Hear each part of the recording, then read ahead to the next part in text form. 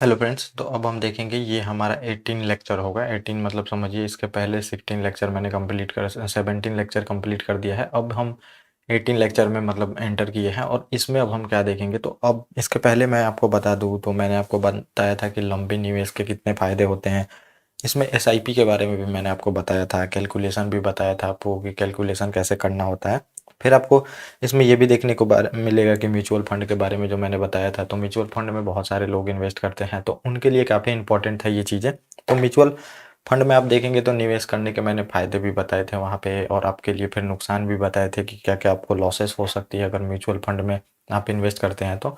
और खुद से इन्वेस्ट करते हैं तो कितना फ़ायदा हो सकता है, कितना लॉस हो सकता है, वो हम एनालिसिस कर चुके हैं। फिर मैंने म्यूचुअल फंड में फिर ग्रोथ फंड, इसमें क्योंकि म्यूचुअल फंड में भी आप देखेंगे तो बहुत सारे इसमें कैटेगरी बनाए गए हैं। ग्रोथ फंड है मतलब जिसमें ज़्यादा ग्रोथ होगा तो उसमें ज़्यादा रिस्क भी होगा, आपको देखने को मिलेगा, तो ये ग्रोथ फंड भी है। फिर आपको देखने को मिलेगा इसमें डिविडेंड फंड भी है, मतलब आप डिविडेंड लेना चाहते हैं किसी कंपनी से तो उसके भी आप देखेंगे तो एसआईपी उसमें भी कर सकते हैं, और कहीं भी आप इन्वेस्ट कर सकते हैं, तो इसमें आपको देखने को मिलेगा। तो ये था। फिर मैंने आपको ये थोड़ा सा मैंने आपको डिस्कस नहीं किया था, ये जो मैं अभी आपको डिस्कस कर दे रहा हूँ तो म्यूचुअल फंड का ही है। देखिए आप इसमें जोड़ लेंगे तो आप समझिए कि मतलब कोर्स से जुड़े हुए हैं, तो कोर्स से जुड़े हुए हैं तो आप तो सीक्वेंस में वीडियो देखते आ रहे होंगे। तो ये इसमें हम थोड़ा सा ये देख लेंगे। तो पहले क्या होता है, निवेशक आते हैं। निवेशक आते हैं जिनको मतलब समझिए कि कोई भी नॉलेज नहीं है, निवेशकों को पता नहीं है हमें कहाँ जाके निवेश करना चाहिए। मतलब जो आम पब्लिक है देखेंगे उनको ज़्यादा नॉलेज नहीं होती है, कैपिटल मार्केट से जुड़े हैं, जुड़े तो फिर कैसे जुड़े और फिर देखेंगे हम कहाँ इन्वेस्ट करें। तो वो देखेंगे जुड़ते भी हैं तो हमेशा टिप के चक्कर में रहते हैं, हमें टिप मिल जाए, हमें ये शेयर खरीद लेना चाहिए, वो शेयर न्यूज़ से कहीं से जुड़ के देखेंगे वो खरीद लेते हैं शेयर को। तो उसमें क्या होता है, निवेशक आते हैं तो उसमें आपको प्रॉफिट हो सकता है, लॉस हो सकता है, वो बिल्कुल आपके ऊपर है। ज़्यादातर लोगों को देखेंगे लॉस ही होता है, तो वो क्या करते हैं, एक म्यूचुअल फंड बनाया गया है। म्यूचुअल फंड क्या है कि इसमें एक्सपर्ट है, एएमसी कंपनी होती है, समझिए बिल्कुल एसेट मैनेजमेंट कंपनी होती है। ये क्या इसमें होते हैं एक्सपर्ट, एक्सपर्ट होते हैं जो बहुत दिनों से देखेंगे स्टॉक मार्केट से जुड़े हुए हैं, चाहे कैपिटल मार्केट से जुड़े हुए हैं, तो इसमें एक्सपर्ट होते हैं। और ये करते क्या है, आपके पैसे को इन्वेस्ट करते हैं, इन्वेस्ट करते हैं। तो और देखेंगे तो ईयरली ये कुछ मतलब रिटर्न जनरेट करते हैं। मान के चलिए 12 से 15% के बीच में, 10 से 15% के बीच में ही मान के चलिए आप ये ईयरली रिटर्न निकालते हैं तो रिटर्न तो ज़्यादा निकालते होंगे, लेकिन यहाँ पे ये टैक्स वगैरह भी देते हैं। फिर देखेंगे जो ये एम्प्लॉय रखते हैं, ये कंपनी टाइप का ही है, एम्प्लॉय रखते हैं, फिर वो क्या करते हैं, उनको सैलरी वगैरह भी देना है, कोई कुछ देखेंगे परसेंटेज पे भी होते हैं, तो उनको सब पैसा दे के फिर देखेंगे जो प्रॉफिट हुआ रहता है तो जो जो उसमें देखेंगे खरीदा है उसको दे दिया जाता है म्यूचुअल फंड में। म्यूचुअल फंड में जो जो खरीदा है तो इसमें आपको देखने को मिलेगा। तो म्यूचुअल फंड में आप क्या खरीदते हैं, तो ये शेयर जैसा ही होता है, शेयर जैसा आप इसमें उसमें क्या है, आप शेयर खरीदते हैं, इसमें आप यूनिट खरीदते हैं। यूनिट मैंने आपको बताया ही था पहले। तो अब क्या है, निवेशक आ गए। अब बहुत सारे निवेशक आ गए, देखेंगे 1 2 3 4 5 6 7 8 बहुत निवेशक आ गए। और क्या किए, ये सारे निवेशक जो है म्यूचुअल फंड वाले को पैसा दे दिए, और ये क्या करेंगे, ये पूल देयर देखेंगे मनी मनी टुगेदर, मतलब जितने भी मनी है समझिए उनको एक साथ करके फिर देखेंगे फंड मैनेजर के पास जाता है। फंड मैनेजर यही काम करता है, वो अब यहाँ पे डिसाइड करेगा, मतलब फंड मैनेजर जो भी होगा। तो ये लोग काफ़ी कम रिस्क पे खेलते हैं, आपको देखने को मिलेगा। तो ये क्या करेंगे, कुछ इक्विटी में डालेंगे, इक्विटी मतलब समझिए जो स्टॉक मार्केट कंपनियां होती हैं, कुछ गोल्ड में भी डालते हैं। फिर उसके बाद देखेंगे मतलब बहुत सारे इसमें होते हैं रियल एस्टेट, उसमें सेक्टर वाइज होते हैं, सेक्टर वाइज चुनते हैं, उसमें डालते हैं ताकि मतलब एक अच्छा सा रिटर्न जनरेट किया जा सके पब्लिक को, ये होता है। और फिर देखेंगे ये चूज करते हैं मतलब कि कहाँ लगाना है, तो ये गवर्नमेंट बॉन्ड में भी आपको देखने को मिलेगा। ये जो चूज करते हैं आपका गवर्नमेंट बॉन्ड में भी पैसा लगाते हैं, क्योंकि वो सबसे कम रिस्क ही माना जाता है। गवर्नमेंट बॉन्ड मतलब ना ही फेल, मतलब मानिए कि नहीं फेल होता है कभी भी। फिर देखेंगे ये शेयर मार्केट में इन्वेस्ट करते हैं, कॉरपोरेट बॉन्ड में, फिर देखेंगे गवर्नमेंट बॉन्ड में, उसमें भी इन्वेस्ट करते हैं, सभी जगह पे इन्वेस्ट करते हैं।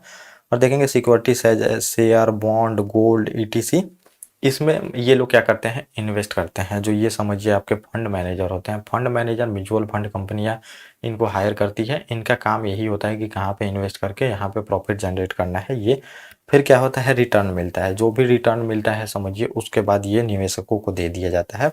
तो इसमें दो तरह से मिलता है, एक तो आपका यूनिट का समझिए, जैसे शेयर का प्राइस बढ़ता है वैसे बढ़ेगा तो आपको वहाँ पे प्रॉफिट मिलेगा, और दूसरा मतलब वो यूनिट का प्राइस जैसे बढ़ा तो अब मान लीजिए पहले आपने जब यूनिट खरीदा तो वो 1000 रुपये था, लेकिन आप देखेंगे तो वो 1200 रुपये यूनिट हो गया, क्योंकि ये ग्रोथ होते रहता है तो यूनिट का जो समझिए प्राइस है बढ़ते रहता है, वैसे मिला। और दूसरा देखेंगे इंटरेस्ट के रूप में आपको डिविडेंड मतलब समझिए उस रूप में भी आपको दिया जाता है। तो दो तरह तरीके से देखेंगे म्यूचुअल फंड में जो भी इन्वेस्ट करता है उसको पैसा मिलता है।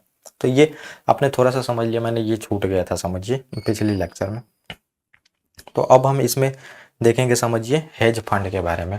तो ये म्यूचुअल फंड ने समझ लिया, वैसा ही आप समझिए हेज फंड होता है। हेज फंड होता है तो ये समझिए अमीरों के लिए होता है। हेज मतलब क्या होता है? हेजिंग मतलब ही होता है समझिए अपने मतलब कि जो भी लॉस होते हैं चाहे समझिए उनको हेज करते हैं। जो मतलब हेजिंग आपको मैंने किसान में भी बताया था, जब मैंने ऑप्शन ट्रेडिंग में उतना तो डिस्कस नहीं किया था, लेकिन हेज के बारे में उस टाइम भी बताया था। तो हेज मतलब किसान वहाँ पे देखेंगे जा रहा था अपना समझिए कि वो फसल लगा रहा था, 5 रुपये उसका देखेंगे कॉस्ट आ रहा था पर केजी, और वो 10 रुपये का जाके एग्रीमेंट कर ले रहा था फ्यूचर में। तो वो क्या कर रहा था? अपने लॉस को हेज कर रहा था। अब समझिए कि अनसर्टेनिटी रहती है देखेंगे फ्यूचर में, या तो समझिए कि जो देखेंगे किसान के जो जो भी वो मतलब बुआई किया है उसमें देखेंगे या तो लॉस हो सकता है, उसको मानसून सही से नहीं आया, पानी नहीं आया, सूखा हो गया, लॉस हो सकता है। तो वो क्या करेगा? एक मार्केट में जाके एग्रीमेंट कर ले रहा था वहाँ पे 10 रुपये केजी मैं आपको बेचूंगा, तो 5 रुपये उसका कॉस्ट आया, 5 रुपये उसको प्रॉफिट आ जाएगा मान लीजिए। तो वो एक एग्रीमेंट कर लेता है। तो वो क्या कर रहा था? अपने जो लॉस मतलब उसको हो सकता है फ्यूचर में उसको हेज कर रहा था। वैसे ही देखेंगे तो सेम यहाँ भी हेज फंड वाले करते हैं। तो ये देखेंगे बहुत बड़े इन्वेस्टर होते हैं। आप समझिए कि कुछ लोग हैं समझिए मार्केट में जिनके पास बहुत पैसे हैं, चाहे आप देखेंगे बहुत जो औद्योगिक घराने होते हैं उनके पास बहुत पैसे होते हैं। अब वो समझिए पैसे का करे तो क्या करे? अब म्यूचुअल फंड में भी वो नहीं लगा सकते हैं।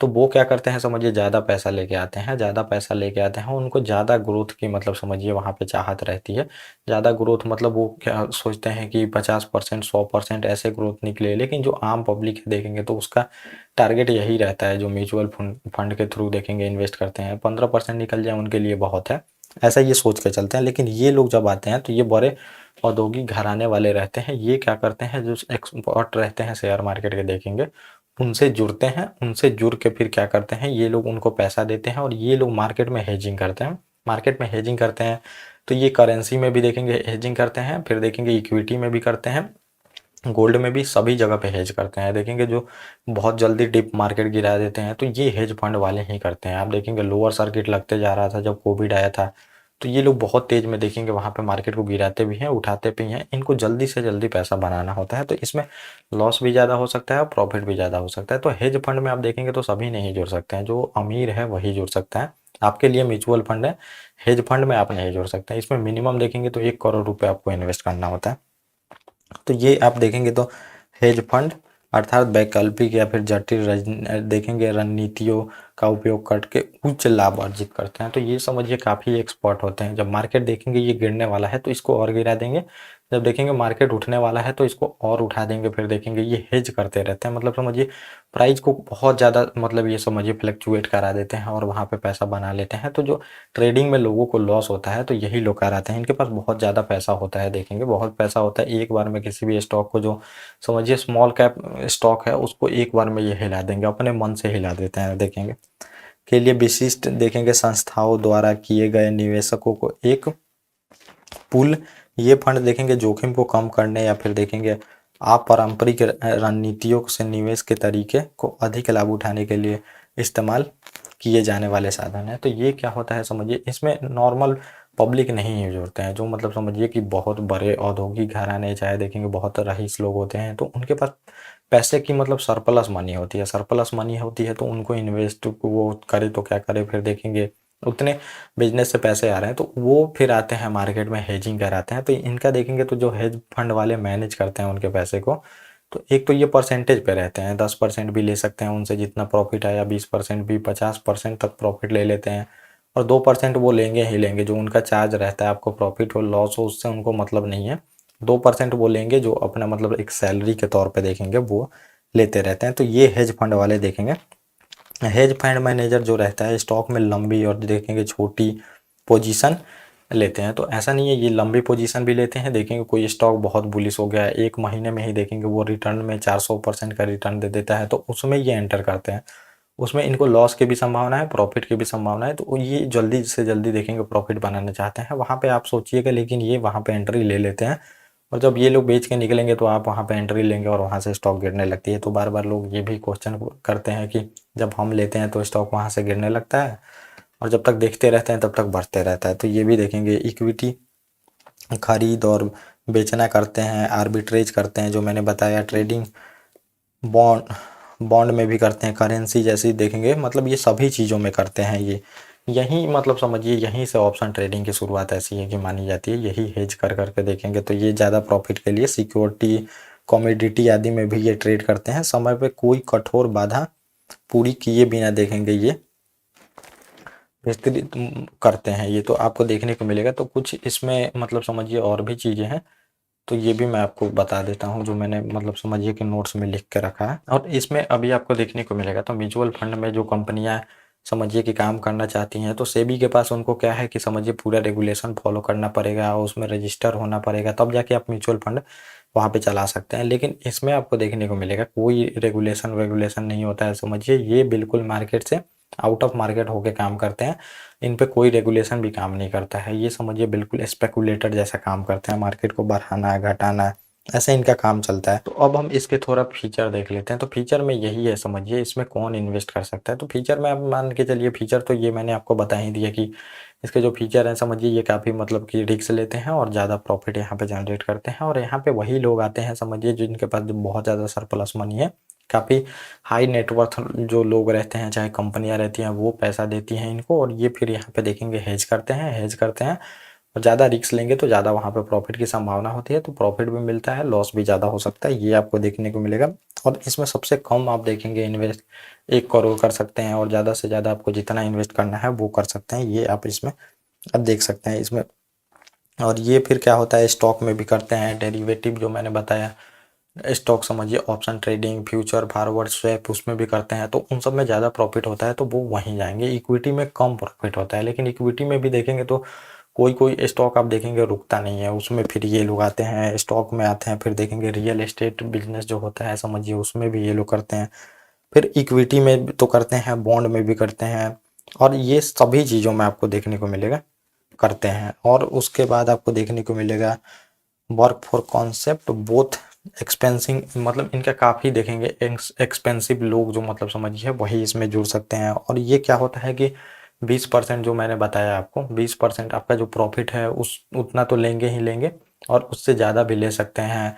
तो एक तो प्रॉफिट पे ये परसेंटेज पे होते हैं और दूसरा नंबर एक 2% होता है जो कि अगर नहीं भी आपको प्रॉफिट हुआ तो इनका सैलरी टाइप का वो इनको मिलना चाहिए, ये भी आपको देखने को मिलेगा।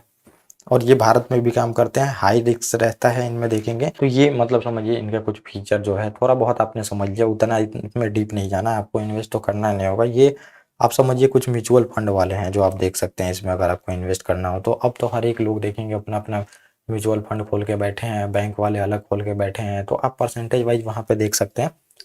एनुअल रिटर्न देखेंगे तो एवरेज देखा जाता है कि कितना परसेंट का रिटर्न वहाँ पे दिया है किसी भी म्यूचुअल फंड ने, तो 12-13%, 15-20 ऐसे भी कोई कोई बताता है वहाँ पे, तो आपको वो देख के फिर देखेंगे इन्वेस्ट कर सकते हैं। तो अब हम इसमें देखेंगे तो वेंचर कैपिटल के बारे में, वेंचर कैपिटल क्या होता है। लेकिन इससे पहले हम थोड़ा सा देख लेते हैं कि जो ये आपको देखने को मिलेगा, ये वेंचर कैपिटल एक मतलब ह्यूज हेज फंड होते हैं और उसके बाद देखेंगे म्यूचुअल फंड होते हैं। तो इनमें दोनों में समझिए क्या होता है, तो आपको थोड़ा सा अंतर पता होना चाहिए। तो हेज फंड में आपको समझिए ज़्यादा रिस्क है, वहाँ पे देखने को मिलेगा रिस्क ज़्यादा है तो प्रॉफिट भी ज़्यादा हो सकता है। और आम लोग कम ही जोड़ पाते हैं हेज फंड से, क्योंकि देखेंगे अमाउंट ही बहुत बड़ा अमाउंट है, वो छोटे मोटे अमाउंट नहीं ले सकते हैं। लेकिन आपको देखने को मिलेगा म्यूचुअल फंड में आप 500 से भी SIP करा सकते हैं, उससे भी समझिए कि मतलब ज़्यादा से करा सकते हैं। और लेकिन यहाँ पे मिनिमम ही अमाउंट देखेंगे तो 1 करोड़ रुपए रख दिया गया है, जो कि बहुत बड़ा अमाउंट है।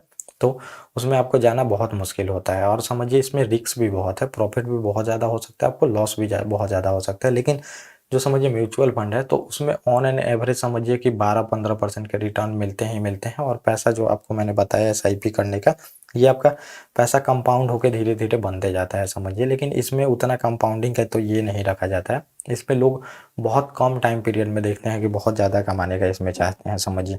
और जनरल पब्लिक जो मैंने बताया इसमें नहीं जुड़ सकती है, जनरल पब्लिक कहाँ से उतना लाएगी, तो कोई कोई जुड़ सकते हैं लेकिन समझिए जो आम लोग हैं वो नहीं जुड़ पाते हैं इसमें, ये देखने को मिलेगा। और इसमें आपको देखने को मिलेगा कि जो समझिए कि चार्ज वगैरह हैं तो वो काफ़ी देखेंगे तो टैक्स वगैरह बहुत ज़्यादा लग जाते हैं। लॉन्ग टर्म में टैक्स उतने नहीं लगते हैं, लेकिन जब स्पेकुलेशन आप करते हैं वहाँ पे भी आपको टैक्स बहुत ज़्यादा देना पड़ता है। तो हेजिंग में भी टैक्स बहुत ज़्यादा लगता है, लेकिन यहाँ पे देखेंगे तो आप कम टैक्स लगता है। और ये रिक्सी है, यही सब आपको मैंने अगर मतलब मैंने जो आपको बताया है फीचर, अपने दोनों का फीचर समझा होगा, तो आप खुद ही यहाँ पे डिसाइड कर सकते हैं कौन अच्छा है कौन अच्छा नहीं है। तो ये इसमें आपने देख लिया। अब हम देखेंगे इसमें वेंचर कैपिटल के बारे में। तो वेंचर कैपिटल वाले कौन होते हैं? तो वेंचर कैपिटल आपको सिंपल सा समझना पड़ेगा। पहले आते हैं एंजल इन्वेस्टर, और एंजल इन्वेस्टर भी इसके बाद मैं आपको बता दूंगा एंजल इन्वेस्टर कौन है। तो वेंचर कैपिटल कौन होता है आपको देखने को मिलेगा। तो इनके पास सरप्लस मनी होती है जो मैंने बताया। और ये कोई भी समझिए कि जो वेंचर कैपिटल के बारे में तो हमने पहले भी बहुत सारी चीज़ें डिस्कस की है। क्या होता है कि बहुत सारे जो स्टॉक मार्केट में मैंने जो बताया था कि सरप्लस मनी होती है किसी के पास, और किसी के पास मनी की डेफिसिट होती है, वही दो लोग इसमें आते हैं। तो ये क्या है, सरप्लस मनी वाले हैं वेंचर कैपिटल। ये क्या करते हैं, कोई भी कंपनी खुल चुकी है, समझिए कंपनी पहले खुल चुकी है, या तो आप कंपनी समझिए अपने दोस्त के मदद से खोले हो, मान लीजिए 5 लोग मिल गए, 5 लोग मिल के अपने दोस्त के अनुसार फिर मतलब दोस्त उसमें कंट्रीब्यूशन किया, और उसके बाद एक कंपनी खुल जाती है। कंपनी खुल जाती है और काम करना शुरू कर देती है, काम करना शुरू कर देती है। लेकिन देखेंगे अब दोस्त है, चाहे फैमिली मेंबर के सपोर्ट से, चाहे देखेंगे कोई एंजल इन्वेस्टर जो इन्वेस्ट कर दिया, उससे क्या हुई, आपकी कंपनी खुल गई। फिर अब आपको पैसे की ज़रूरत है, पैसे की ज़रूरत है समझिए। फिर आप मार्केट में जाते हैं, और मार्केट में जाते हैं तो आपको पैसा देने के लिए जो तैयार होता है, तो यही एंजल इन्वेस्टर होते हैं। आपके आइडिया को देखेगा, जैसे समझिए कि बहुत सारे वेंचर कैपिटल वाले होते हैं, फिर आप देखेंगे ये ऐसा नहीं है कि खुद मतलब खुद से आके आपको पैसा दे देंगे। ये क्या करते हैं, एक समझिए एक्सपर्ट कंपनी को यहाँ पे रखते हैं, जो कि क्या करेगी, आपके आइडिया को देखेगी। तो अब समझिए ए आया, बी आया, सी आया, डी आया, समझिए ये क्या करते हैं, अपने आइडिया को लेके यहाँ पे इस कंपनी को बताते हैं। ये जो वेंचर कैपिटल वीसी वाले हैं, ये क्या करते हैं, इस कंपनी को पैसा दे दिए हैं, और ये कंपनी क्या है, ये नए नए जो इन्वेस्टर हैं, मतलब जो नई नई कंपनियां खुल रही हैं, इनको देखने का ये एक्सपर्ट होते हैं कि इसका फ्यूचर क्या हो सकता है, ये प्रॉफिट फ्यूचर में दे सकता है कि नहीं है। स्टार्टिंग फेज में ही आपको देखने को मिलेगा ये कंपनियां इन्वेस्ट करती हैं इसमें। तो वेंचर कैपिटल वाले इनको पैसा दे देते हैं। इसमें एक्सपर्ट होते हैं जो कि किसी भी बिजनेस का एनालिसिस करते हैं। फिर ये देखेंगे अब बिजनेस मतलब कोई कंपनी वाला है, अब ए कंपनी आया, बी आया, सी आया, डी आया, समझिए ई आया, ये क्या करते हैं कि अब इसको अपने अपने आइडिया बताएंगे कि फ्यूचर में हम ये प्रोडक्ट लाने वाले हैं, हमारा ये प्लान है, इस टाइप का हमारा बिजनेस है। ये कंपनी उसको एनालिसिस करेगी।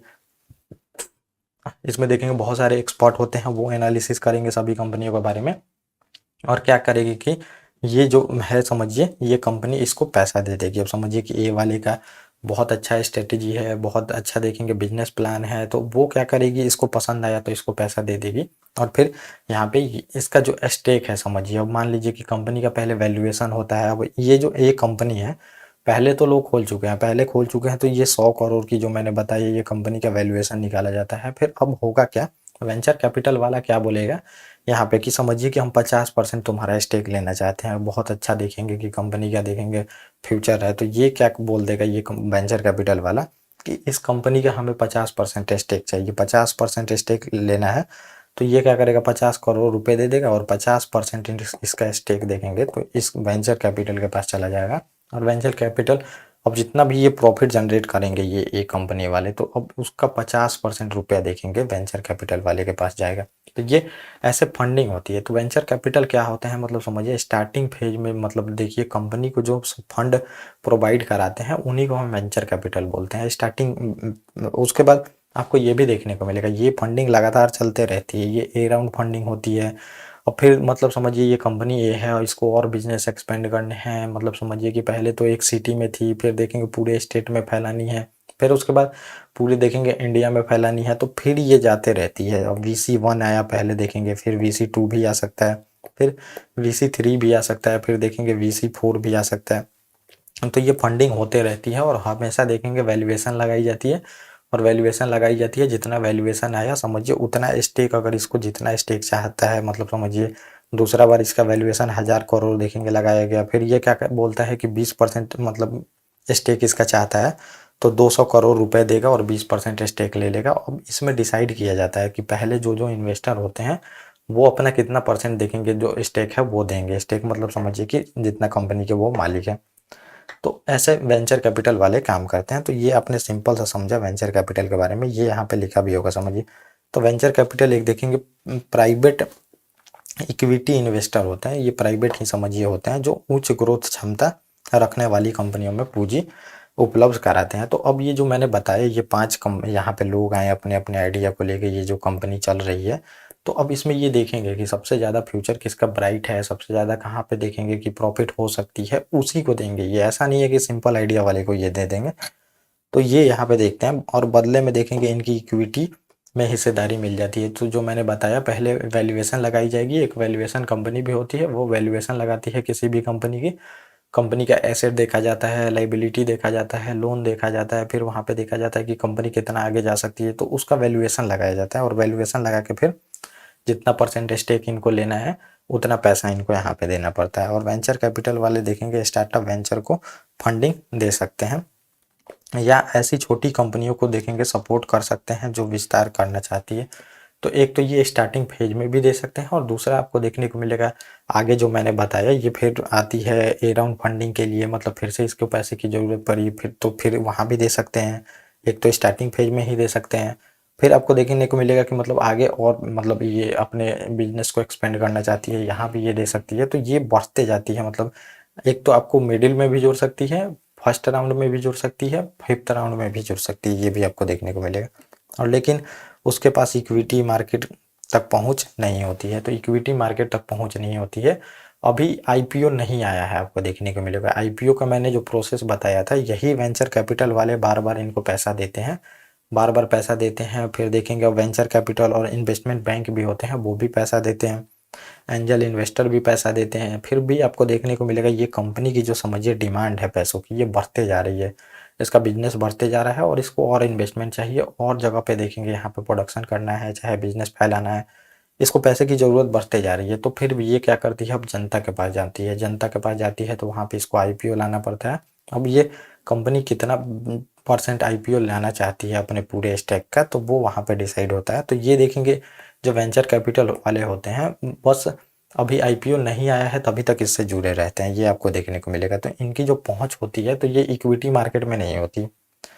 और फिर देखेंगे वेंचर कैपिटल उच्च ग्रोथ वाली संभावना वाली जो कंपनियां रहती है उसमें निवेश करते हैं, जोखिम लेते हैं, ताकि देखेंगे कंपनी अगर कामयाब होती है तो रिटर्न दे देती है। तो इनका देखेंगे तो प्लानिंग कैसे होता है, तो ये समझिए प्लानिंग कैसे होता है। अब मान लीजिए वेंचर कैपिटल कोई एक है, समझिए एक वेंचर कैपिटल वाले हैं, तो ये 3 तरह से मतलब समझिए कि बहुत सारे कंपनियों को पैसा देते हैं। तो अब मान लीजिए 100 कंपनियों को पैसा दिया, तो 100 कंपनियों को पैसा दिया, अगर 100 कंपनियों को पैसा दिया तो ये समझिए 20 कंपनियां हैं जो कि लॉस में हो गई, आपको देखने को मिलेगा लॉस में हो गई। दूसरा देखेंगे तो 50 कंपनियां एवरेज रहती हैं, ना लॉस ना प्रॉफिट देती हैं, और 30 कंपनियां देखेंगे तो बहुत ज़्यादा हाई ग्रोथ दे देती हैं। तो ऐसे इनका इन्वेस्टमेंट होता है, समझिए इन्वेस्टमेंट होता है। तो 20 ये लॉस में भी चली जाती हैं तो कोई दिक्कत नहीं रहता है।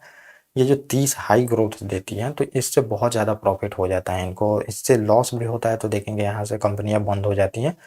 और ये देखेंगे हाई ग्रोथ देती है तो इनको काफ़ी प्रॉफिट हो जाता है, और ये एवरेज भी रहती है तो इनको कोई भी दिक्कत नहीं रहता है। तो ऐसे ये लोग इन्वेस्ट करते हैं, ये आपको देखने को मिलेगा। और फिर यहाँ पे देखेंगे धनी व्यक्ति, इंश्योरेंस कंपनियाँ, फिर देखेंगे पेंशन फंड, फाउंडेशन देखेंगे, कॉरपोरेट में जो पेंशन फंड रहता है, इन सबको मिला के फंड क्रिएट कर सकते हैं। तो ये क्या है, यही लोग मिलके फिर क्या करते हैं, ये कंपनी जो मैंने बताई ये वेंचर कैपिटल बन जाएंगे, मतलब इन्वेस्टर बन जाएंगे स्टार्टिंग के। और ये क्या करेंगे, एक एक्सपर्ट कंपनी को यहाँ पे रखेंगे, क्या करेगी ये, क्या करेगी बिजनेस की स्टडी करेगी, जो जो बिजनेस यहाँ पे लेके आते हैं फिर इनको पैसा देती है। तो ये सब लोग भी इन्वेस्ट करते हैं। आप समझिए जो पीएफ फंड वाले हैं तो पीएफ फंड वाले भी इन्वेस्ट करते हैं, क्योंकि उनको भी तो पीएफ में आगे चल के पैसे देने हैं, मतलब समझिए कि वो जब पैसा बढ़ेगा नहीं तो वो देगा क्या। फिर आप देखेंगे धनी व्यक्ति इंश्योरेंस कंपनी को भी पैसा देना, तो वो सब क्या करती हैं, यही सब टाइप का बिजनेस करती हैं। कुछ पैसा इक्विटी में डाल देगी, कुछ वेंचर कैपिटल बन के वहाँ पे नई कंपनियाँ खुल रही हैं उनको दे देगी।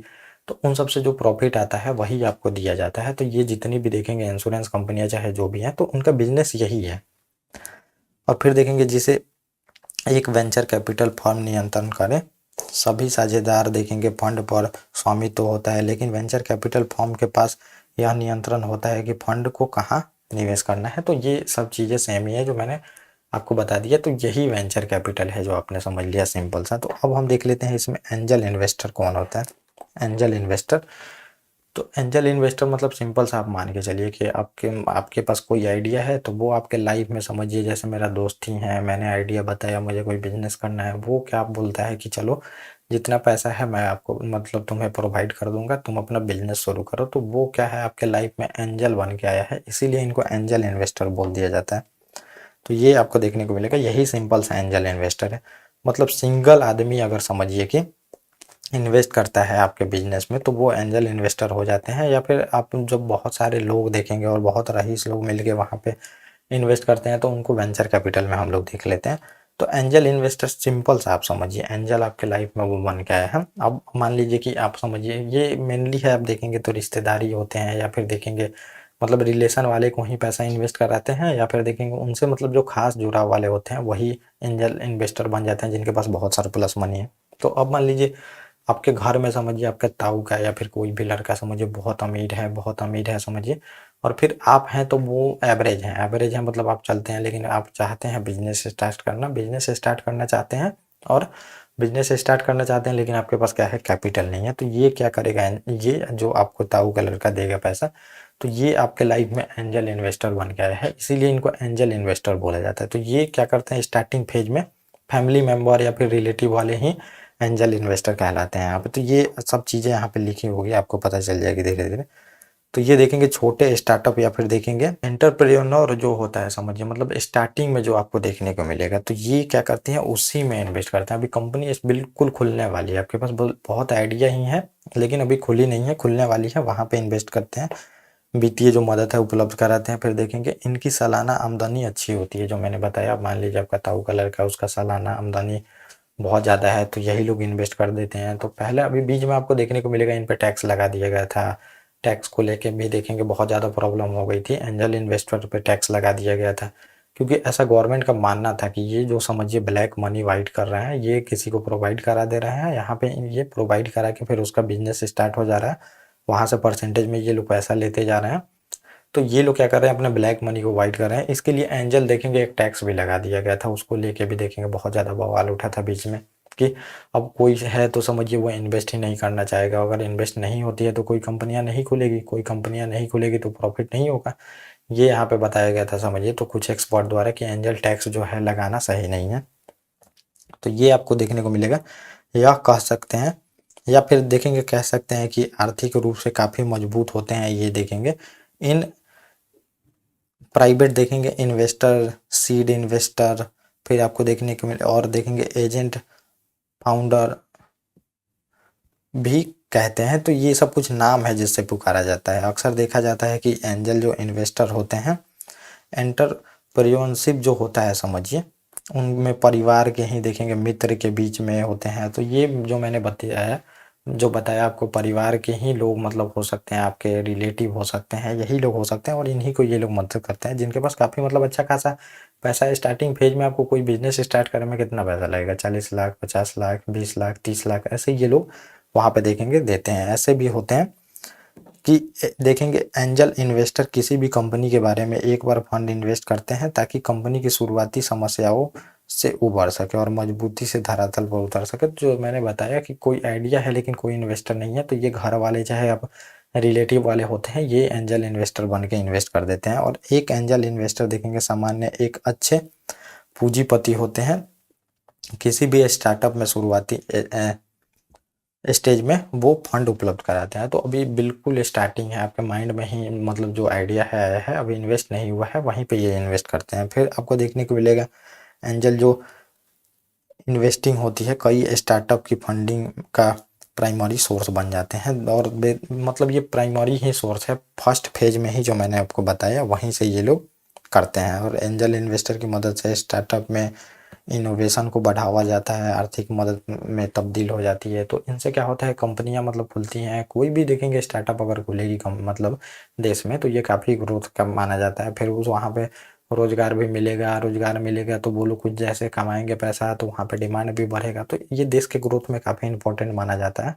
तो इसीलिए देखेंगे इस पे जब टैक्स लगाया गया था, तो बहुत विरोध भी हुआ था कि अब समझिए देश ही में कंपनियां नहीं खुलेंगी, रोजगार एक तो देखेंगे अनएम्प्लॉयमेंट यहाँ पे बहुत होता है, तो इन सब का साधन ये बनती है कि एम्प्लॉयमेंट आए, तो इस पे ही टैक्स लगा दोगे, तो टैक्स लगाओगे तो कंपनियाँ खुलेंगे ही नहीं। लेकिन गवर्नमेंट का भी बात वहाँ पे सही था कि ये लोग क्या कर रहे हैं कि बहुत पैसा कहीं से ला रहे हैं और इन्वेस्ट कर रहे हैं, तो इन पे टैक्स बहुत ज़रूरी है। तो ये सब वहाँ पे आप देखेंगे, देखने को मिलेगा।